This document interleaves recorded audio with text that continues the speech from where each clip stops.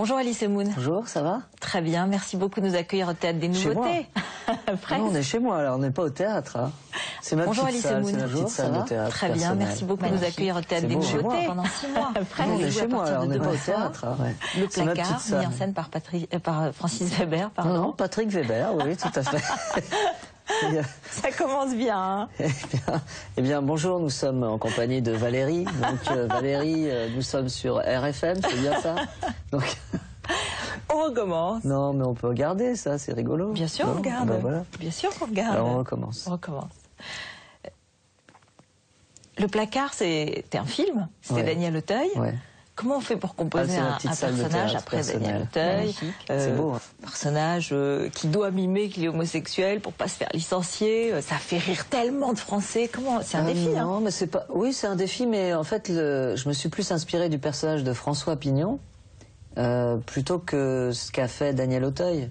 Enfin, sans vouloir. Daniel Auteuil, enfin, c'est un super acteur. C'est un copain en plus, donc je suis très fier de passer après lui, mais j'ai pas eu à regarder le film ou à le copier ou à voir ce qu'il faisait pour voir si je pouvais faire mieux ou j'ai pas vraiment fait ça. Je me suis inspiré de l'histoire qui est très forte et du personnage aussi. Et alors, comment ça va être quoi la touche Elise Moon sur ce personnage, sur ce François Pignon? En fait, je vais parler comme ça tout le temps. Je me suis dit que c'était un petit plus, non? Non, je sais pas. Je vais amener ma fragilité. Mon physique, parce que je dis mon physique parce que c'est Laurent Gamelon joue le rôle que jouait Depardieu. Donc voilà, il est légèrement plus costaud que moi. On a calculé le double du poids de moi, le double de mon poids. Donc voilà, c'est déjà physiquement, il n'y a pas grand-chose à faire. L'opposition entre les deux personnages est rigolote. Je vais amener, je sais pas, ma sensibilité, ma fantaisie, ça vient comme ça, naturellement. On a quand même beaucoup parlé du mariage gay, des homosexuels. Alors, il y a quand même quelques clichés dans ce film là-dessus. Comment on fait? Ah mais je vais pas jouer comme ça, hein. Je vous garantis, hein, tout de suite. Hein. Non, je vais jouer... Enfin, comment on fait? Comment c'est pour moderne, éviter, voilà, c'est ça, pour éviter... les clichés, vous voulez dire? Non, il n'y a aucun cliché dans cette pièce. C'est juste... C'est simple, c'est l'histoire d'un type fade, c'est monsieur tout le monde, c'est un mec passe-partout, un homme invisible, qui se fait virer de sa boîte parce que de toute façon il est considéré, comme le dit Laurent Gamelon qui fait Santini, il fait de toute façon c'est un con Pignon. Tout le monde s'en fout. Le pauvre mec se fait virer. Il a un voisin qui lui conseille de dire qu'il est homosexuel pour retrouver son emploi. Et l'autre, Pignon, fait « mais je suis pas homosexuel, enfin, qu'est-ce que je vais pas pouvoir jouer les homosexuels, personne va y croire. » Et mon voisin me fait « vous inquiétez pas, ne changez rien, restez l'homme passe-partout que vous êtes, c'est le regard des autres qui va changer. » Et c'est ça qui va se passer. Donc j'ai pas à jouer les homosexuels, évidemment. La pièce va durer 6 mois. Ça déjà beaucoup de réservations, déjà ça cartonne. Un succès annoncé. Ouais. Et puis après, Elise Moon repart en stand-up, en spectacle plus personnel. Après, je vais sortir du placard. Je vais ouvrir la porte comme ça. Je vais voir s'il y a du public pour moi.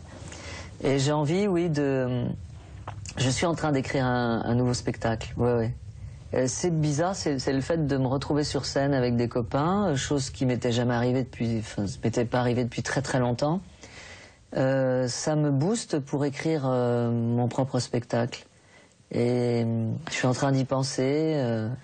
On n'est pas vraiment là pour ça. J'ai lu que vous disiez que vous aviez peur de lasser, de finir mal aimé, de finir ringard. Comme tous les artistes. Vous n'avez pas peur de finir mal aimé? Franchement. J'ai peur de l'être tous les jours. Voilà, mais voilà, on est pareil. Bon, enchanté. Non, mais on a les mêmes angoisses. Tous les artistes, les gens qui sont sur le devant de la scène, on a tous peur d'être mal aimé, d'être considéré comme un ringard, etc. Moi, j'y pense, mais pas maintenant. J'y pensais quand j'ai débuté, en fait. Chaque jour. J'y pensais déjà. Je me disais, merde, est-ce que c'est bien... est-ce que je suis bien dans l'air du temps? Est-ce que les gens vont continuer à rire de ce que je fais, etc. Donc oui, j'y pense souvent. Donc les prochains personnages vont être différents, vous allez plus parler de vous, parce que vous avez fait un récit autobiographique qui a beaucoup touché, ah oui, qui a ému, un livre. Oui. Et donc on se dit, finalement, peut-être que dans son spectacle, on va retrouver encore des choses de sa vie. Oui, pourquoi pas. De toute façon, ce qui est clair, c'est que les personnages, Kevina, Toufik, Micheline, tout ça, je leur dis adieu. Je les enferme dans une malle. Non, mais je vais pas faire « Ouais, salut, c'est Kevina ». À 50 ans, c'est un peu pathétique quand même. Donc non, c'est bon, ils ont vécu leur vie, ils ont été dans les petites annonces, ils ont été dans tous mes spectacles, et maintenant c'est fini, je vais parler d'autre chose. Je vais sûrement parler un peu plus de moi, je vais tomber le masque. Vous avez essayé un nouveau sketch récemment? Oui, hier soir... Francis Weber était pas content d'ailleurs, mais bon, parce qu'il dit que ça me déconcentre. Mais j'ai été faire la première partie, pour la première fois, j'ai quasiment jamais fait ça, de Claudia Tagbo, qui était à l'Olympia. Elle m'a dit pour ma dernière, je voudrais faire une surprise au public, etc. Donc j'y ai été, et j'ai testé un sketch que j'ai écrit il y a pas longtemps sur mon fils, et qui a cartonné, donc ça m'a rassuré. Donc on le retrouvera. Ouais, mais dans longtemps, pas tout de suite. Dans cette autobiographie, vous racontez aussi votre rencontre avec Dieudonné. Oui. Qu'est-ce qu'on peut dire de Dieudonné? Qu'est-ce que vous voulez que je vous dise? Vous avez fait un sketch pour répondre au scandale, à l'interdiction de son spectacle, pas à son interdiction à lui, mais à l'interdiction de son spectacle. Et vous avez eu des phrases qui ont touché. Vous aviez dit on était le symbole de l'antiracisme. Il était juif, j'étais noir, et puis on s'est séparés. C'est dommage parce que j'aimais bien être noir. C'est une belle phrase, non? Très jolie. Ça résume bien ce que je voulais dire. D'ailleurs, je crois que dans ce sketch, j'ai quasiment tout dit sur Dieudonné. Qu'est-ce que je peux rajouter à tout ça? Comment il a réagi, vous savez, à ce sketch? Oui, je le sais, parce qu'on s'est téléphoné, on s'est vu il y a un mois, on a parlé de tout, mais bon, j'ai pas tellement envie de m'étendre là-dessus. Je crois qu'on lui fait beaucoup de pubs, et que la seule chose que je remarque, c'est que je vois sur mon Twitter et sur les Twitter de copains juifs, c'est que son public est enragé. Et que ça a été... toute cette histoire a été le révélateur de quelque chose, d'une certaine population française qui se sent mal aimée, qui se sent pas respectée, et qui sent qu'elle n'a pas le droit à la parole. Donc Dieudonné, c'est le porte-parole de tous ces gens qui veulent hurler leur rage, leur colère. Malheureusement, dans tout ce tas de gens qui veulent... Il y a beaucoup de racistes. Voilà, donc si j'étais sociologue, je me pencherais là-dessus et je me dirais, tiens, la société française, elle va mal, parce que il y a quand même, il y a un petit problème là. Peut-être que c'est parce qu'on est en temps de crise, et souvent, quand on est en temps de crise, il y a des rancœurs, des jalousies, du racisme qui ressort. Je sais plus qui a dit... à 750 € par mois, je suis plus raciste. Mais c'est profond cette phrase. Toute cette histoire était révélateur de quelque chose. Moi, ça m'a fait... ça m'a bouleversé, toute cette histoire. Oui, on sentait que pendant cette période, vous étiez très touché. Pas bien, oui, vraiment. Oui, parce que vous dites pas... Il m'a pris en otage, en fait. Il nous a pris tous en otage. Et moi en particulier. Oui, parce que vous ne dites pas, je le déteste, je veux plus le voir. Vous dites, ça a été mon ami, je peux pas complètement l'oublier. Bah oui, c'est la stricte vérité. Mais ça, il y a des gens qui comprennent pas. Il dira la même chose de moi. C'est sûr, ça? Il dit la même chose? Bien sûr, oui. Même si dans son spectacle, je sais que il dit des choses qui sont fausses sur moi. Il dit que je remplis plus une salle, etc. Évidemment, c'est faux. Mais bon. Il fallait l'interdire, ce spectacle?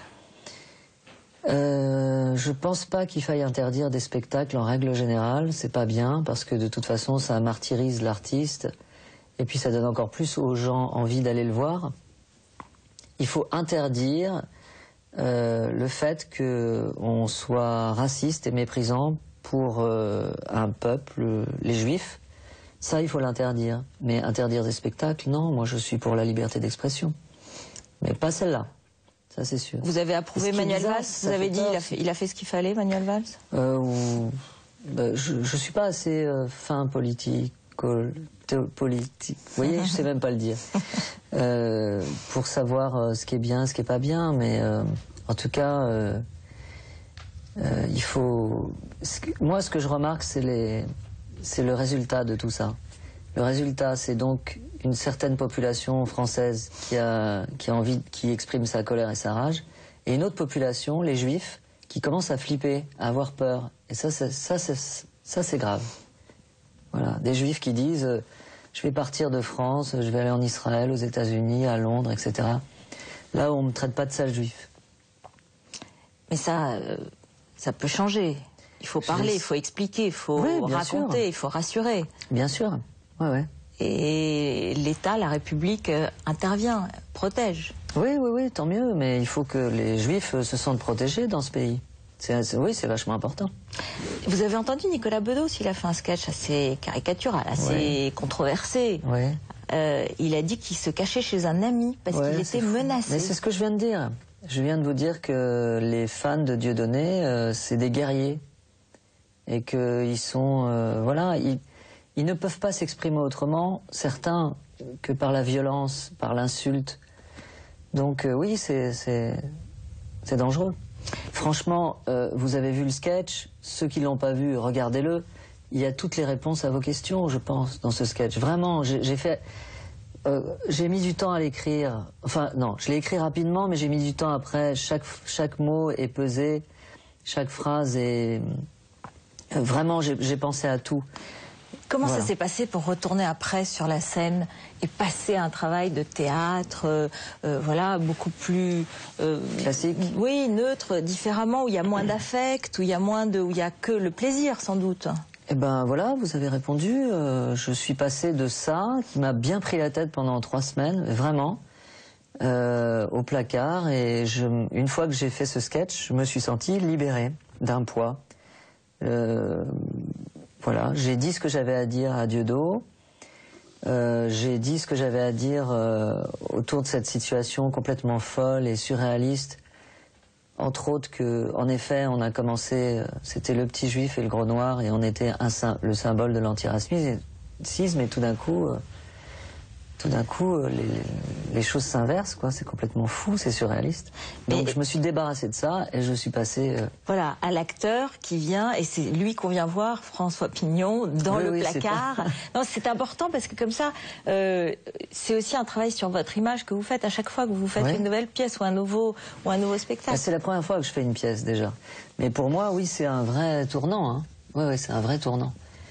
Comment vous avez envie d'être regardé, d'être évalué, apprécié? Comme un bon acteur, voilà. Comme un mec qui joue juste et qui ne... Francis Weber, il a eu l'intelligence, entre guillemets, de me choisir, sachant que je viens du one-man show.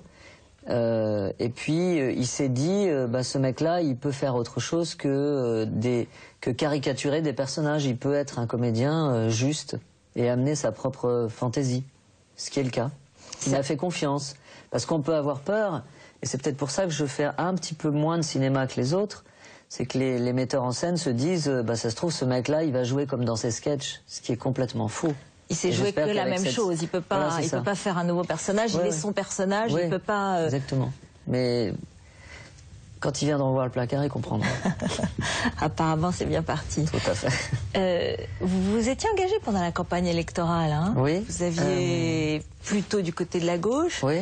Quand vous voyez, voilà, carrément, quand vous voyez la popularité de François Hollande, les critiques, vous dites, je regrette, je suis déçu ou pas? Non, je regrette pas d'être de gauche, mais j'avoue que je suis un peu déçu, franchement. Je devrais pas dire ça, mais je le dis quand même.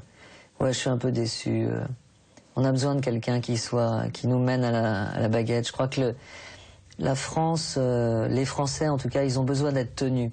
Quand ils sont pas tenus, c'est des girouettes, quoi. Ça part dans tous les sens. On a besoin d'un vrai chef, quoi. On en a vraiment besoin. Là, je pense qu'il a pris un tournant important, mais je pense, je sais pas si vous êtes d'accord avec moi, qu'il aurait peut-être dû le prendre bien avant. Bien plus tôt. Moi, je pense qu'on a perdu un peu de temps. Voilà.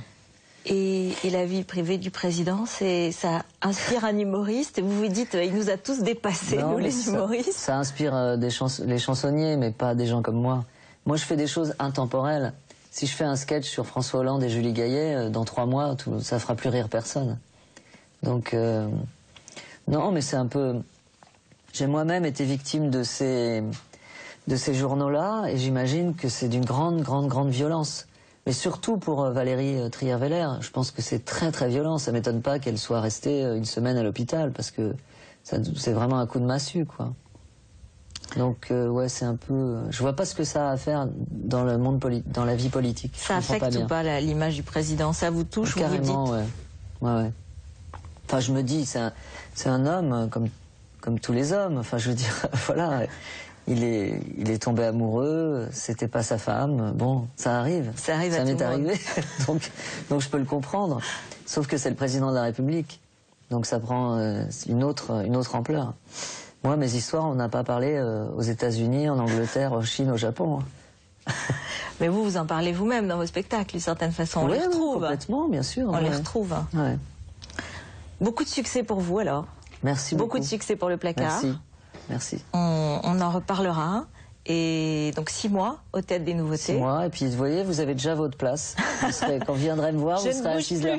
On va marquer Ruth Elkrief. Comment on dit Ruth Elkrief. Pardon, je suis désolée. Pas de problème. Je reste, je ne bouge plus. Merci beaucoup, Elie Semoun. Merci.